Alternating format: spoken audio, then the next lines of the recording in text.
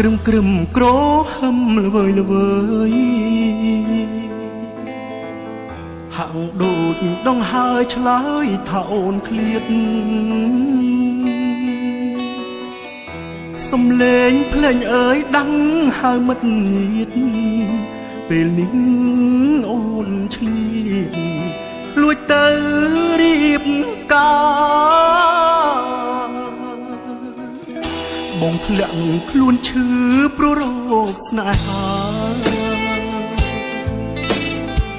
ស្ទើរសូនសង្ខារជីវ៉ាមកឌឺ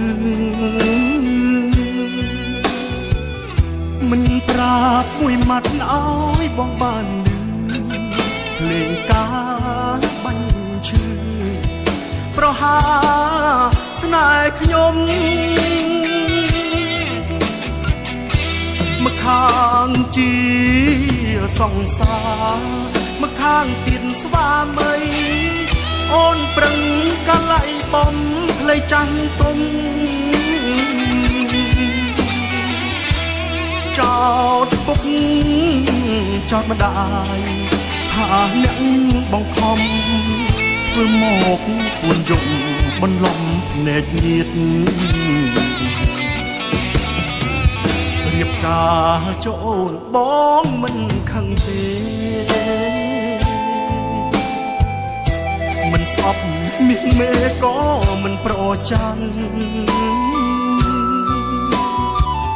បើអូនឆ្លើយត្រង់បងមិនប្រកាន់តែនេះតូចតន់ក្បត់ទៅរៀបការ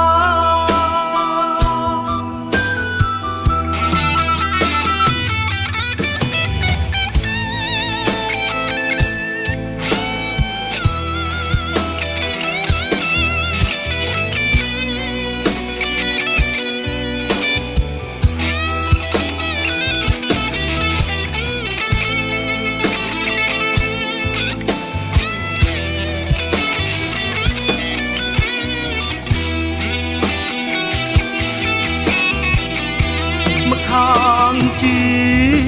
សង្សារម្ខាងទៀតស្វាមីអូនប្រឹងកលៃបំផ្លៃចាំងទុំចោតពុកចោតម្ដាយថាអ្នកបង្ខំធ្វើមកគួនយំបន្លំភ្នែកញាតរៀបការចូលបងមិនខឹងទេមិនស្អប់មាសមេក៏មិនប្រចាំបើអូនឆ្លើយត្រង់បងមិនប្រកាន់តែនេះតូចតន់ក្បត់ទៅ